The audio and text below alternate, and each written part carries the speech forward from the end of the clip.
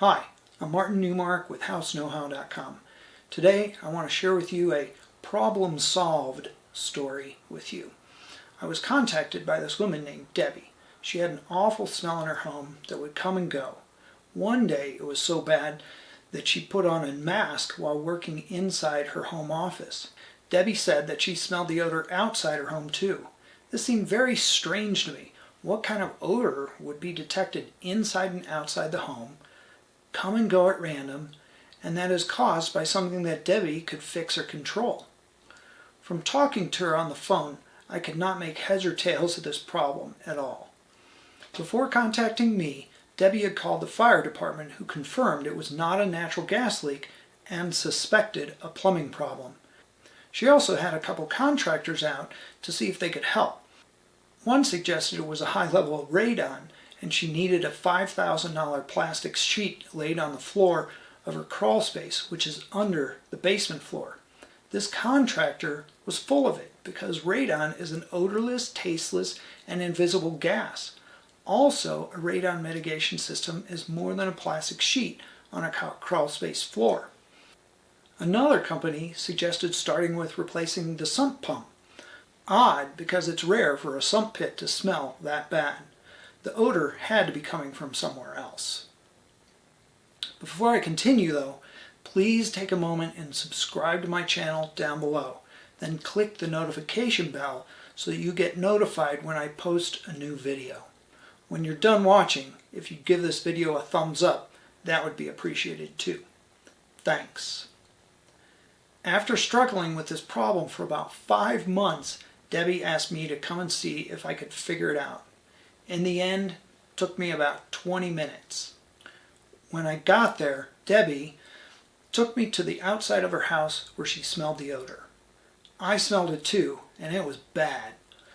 On that side of the house, there is a vent where air from the crawl space is blown out by a ventilation system. This type of ventilation system is controlled by a humidistat. This makes a fan come on when the crawl space has high humidity and turns it off when the humidity is low.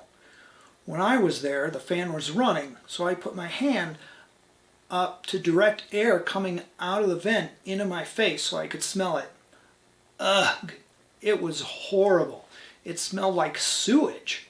Not toilet sewage, but kitchen sink sewage, which is worse than toilet sewage. Don't ask me how I know these things. On the same side of the house is where the sump pump ejects the water it collects to the yard. That area smelled too, but not as bad. But why would sump pump water smell like sewage? Next, I asked Debbie to take me to her basement.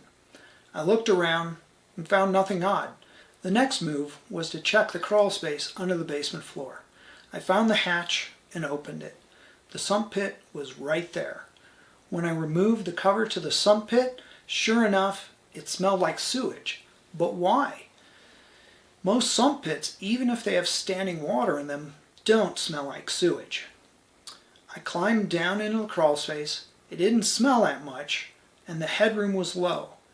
This is too low for me to regularly enter during a home inspection without a reason to do so, but today I had a reason. Since I suspected a kitchen drain problem, I had to try to get under that area of the house. The kitchen was on the other side of one of those very low beams, and that may be why nobody else ever figured this problem out. They weren't willing to go into that area. I put a piece of cardboard down on the dirt floor and squeezed between the dirt floor and the beam. It still wasn't that smelly, but what I found shocked me. The kitchen drain was completely disconnected. To verify this, I had Debbie turn on the kitchen faucet, and sure enough, the water from it ran right onto the crawl space floor. None of it was going into the sewer system. Yuck! How long could this have been going on? I crawled out and told Debbie what I found. She was stunned. The good news is that the fix was simple. Call a plumber and have them fix the broken pipe. The big question is what to do about all the sewage that had been spilling into the crawl space. Does it need to be removed? Does it need to be disinfected? When it dries, will it stop stinking? Can it just be encapsulated by laying plastic on the crawlspace floor and sealing the plastic to the foundation walls? These questions didn't need to be answered immediately, and the answers could span the spectrum of do nothing as the area will dry out from the ventilation system and maybe stop smelling, to remove all the dirt that has been contaminated or disinfect it with some solution, then cover the dirt with plastic sheeting as mentioned before. The urgent thing to do was to have the drain pipe fixed. The plumber that Debbie hired to fix the pipe said that it looked like the pipe was intentionally cut, not broken or because of a joint that wasn't properly glued. Then Debbie started remembering how the sellers that she bought the home from 2.5 years ago were behaving oddly when they closed on the home and didn't follow through on some of the commitments they had made. Were the sellers crazy enough, mean enough to crawl under the home and cut a drain pipe? I suppose it's possible. We humans are capable of both good and bad. It's kind of shocking that this problem would take 2 years to be discovered, though.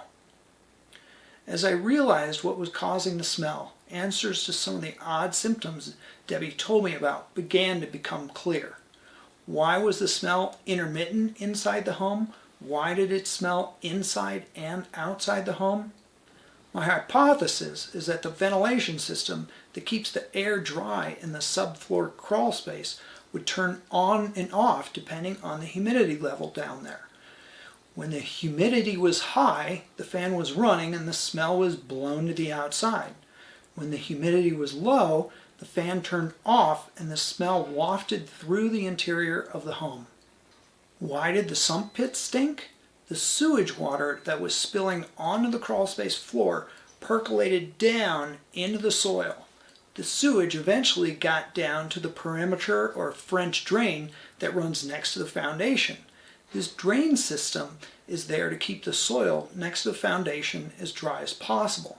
The perimeter drain then runs water that it collects into the sump pit.